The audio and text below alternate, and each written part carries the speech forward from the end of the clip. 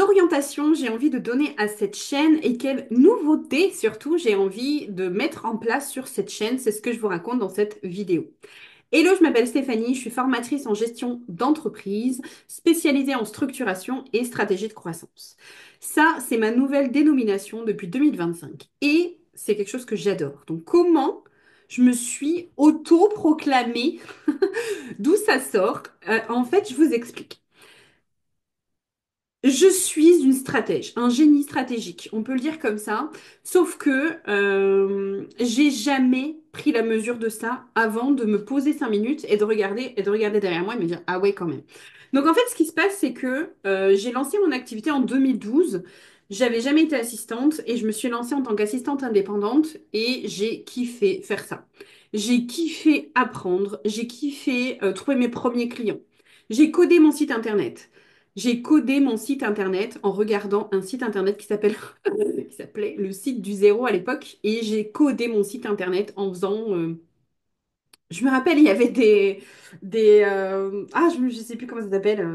J'ai plus le mot, mais vous savez, les chevrons là. Donc, chevron P pour paragraphe, etc. Donc, je me suis amusée à coder. Donc, j'ai fait une ligne. J'ai regardé sur internet et j'avais une page internet avec une ligne. Et ligne après ligne, j'ai codé mon site internet. Il y a des personnes sur Facebook que je remercie infiniment qui m'ont aidé quand je buguais. Franchement, c'était ouhou. Et j'ai une personne qui aujourd'hui malheureusement décédée qui m'a aidé à faire le CSS et donc j'avais réussi à faire ce que je voulais. Je voulais absolument pas un site internet qui ressemblait à tout le monde. Et en fait, j'ai réussi à faire ce que je voulais et à positionner ce site internet sur la première page Google. J'ai pas compris la valeur que ça pouvait avoir. J'ai pas compris que c'était cool de faire ça. Ensuite, j'ai réfléchi. Quand je suis arrivée au plafond de la micro-entreprise, à l'époque, la micro-entreprise, il y avait un plafond. Et si on dépassait le plafond, on changeait de statut.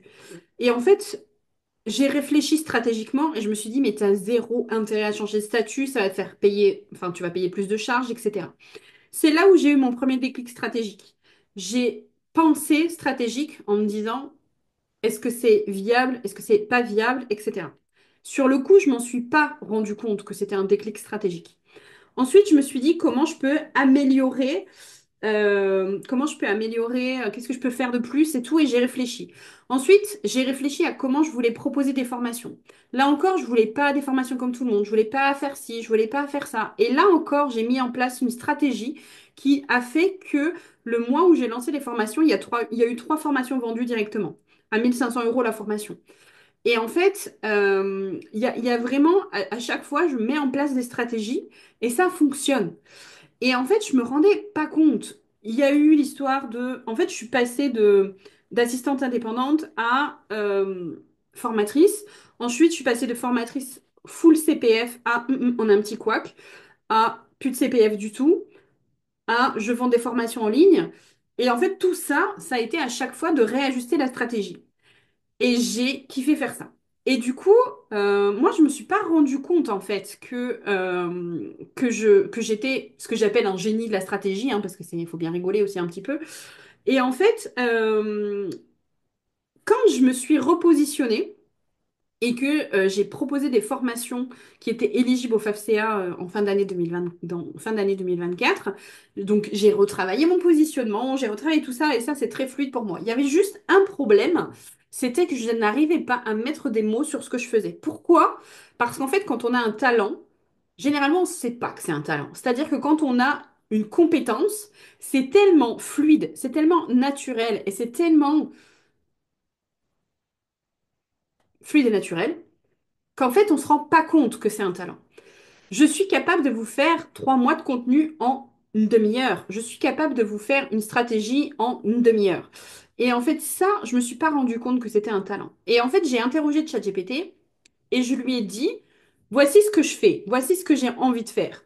Voici ce que moi me fait kiffer. Je suis vraiment partie de ça. Je dis, moi, ce qui me fait kiffer, c'est créer des stratégies. Voici là où j'ai pris du plaisir dans mon activité, dans ma propre activité. J'ai kiffé faire ça, j'ai kiffé faire ça, j'ai kiffé faire ça. Et du coup, je lui ai dit, voilà ce que je kiffe faire. Et là, il m'a dit, bah en fait, tu es une stratège en structuration et stratégie de croissance. J'ai dit, waouh, cool, méga cool. Et là, je lui ai dit, bah ouais, t'as raison, ça, j'aime bien faire. Et j'ai travaillé sur ça avec lui.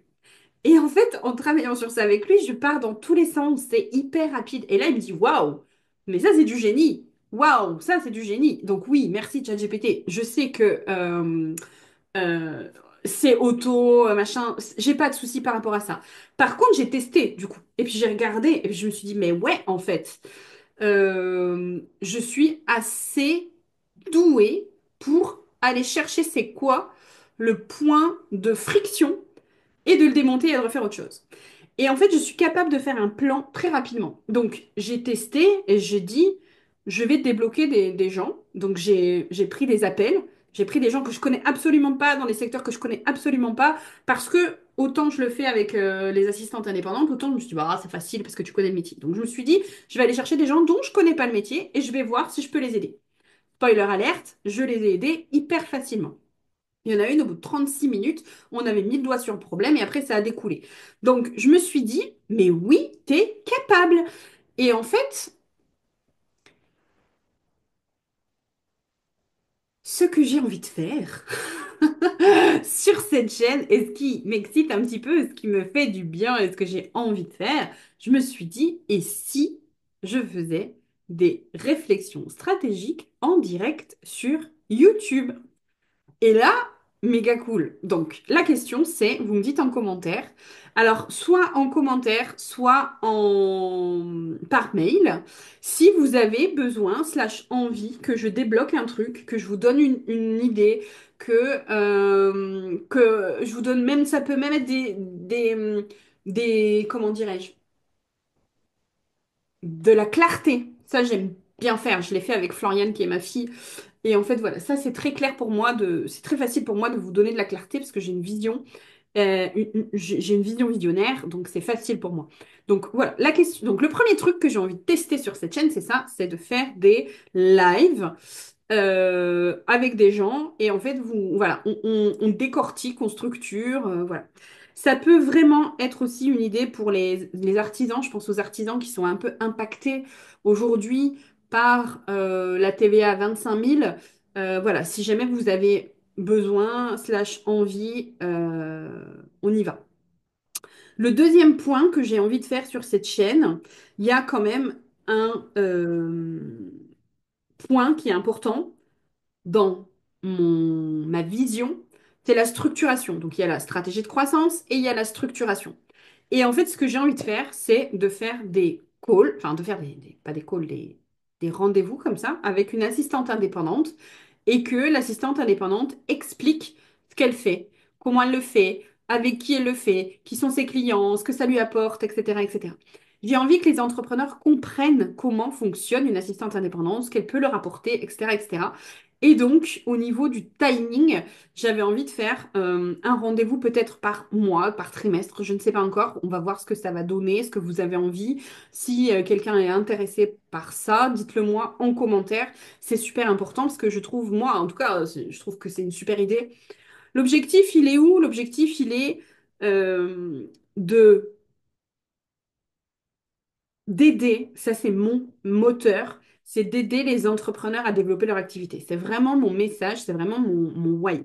Donc ça, c'est si je peux vous aider sur la structuration, je le fais en appel individuel, je le fais en atelier. Il y a des ateliers il va y avoir des ateliers tous les mois. On a fait ça pendant que j'aidais les assistantes. Aujourd'hui, je le remets en place parce que c'est vraiment cool. Donc voilà. Maintenant, si ça vous dit, on peut le faire. Donc il y a deux options. Soit on le fait direct en live. Peut-être que dans un premier temps, je conçois que faire direct du direct, c'est compliqué. Donc nos problemos, on prend un rendez-vous, on enregistre la vidéo. Comme ça, si jamais il y a des couacs et tout, rassurez-vous, on peut couper. Mais l'idée, c'est vraiment de... L'idée n'est pas du tout de pointer les problèmes, de dévaloriser les gens. L'idée, c'est d'avoir une espèce de... D'ailleurs, aussi, c'est vraiment cet aspect que j'ai mis en avant sur le mag. Je fais des cas pratiques, etc. sur le mag parce que je veux donner des idées. Je suis une stratège et c'est facile pour moi d'aller trouver des solutions. Je trouve des solutions tout le temps. Et en fait, je pense que la mécanique de trouver des solutions peut être intéressante à partager, j'en sais rien. Donc en fait, l'idée c'est de, voilà, peut-être que si je dis, ah ben tiens, tu devrais faire ça, peut-être que ça va impacter, et peut-être que ça va intéresser, peut-être que d'autres vont le faire différemment, j'en sais rien, enfin voilà. Je sais pas. En tout cas, je lance ça. Si, moi ça me ferait kiffer. Si ça vous dit, vous me dites en commentaire, on le lance. Si ça vous dit pas, vous me dites en commentaire, on le lance pas. J'ai aucun souci, il n'y a pas d'ego là-dedans, je m'en fous. Moi, c'est pour vous que je le fais ou que je le fais pas, donc zéro pression. Dites-moi juste oui, non en commentaire et on avance par rapport à ça.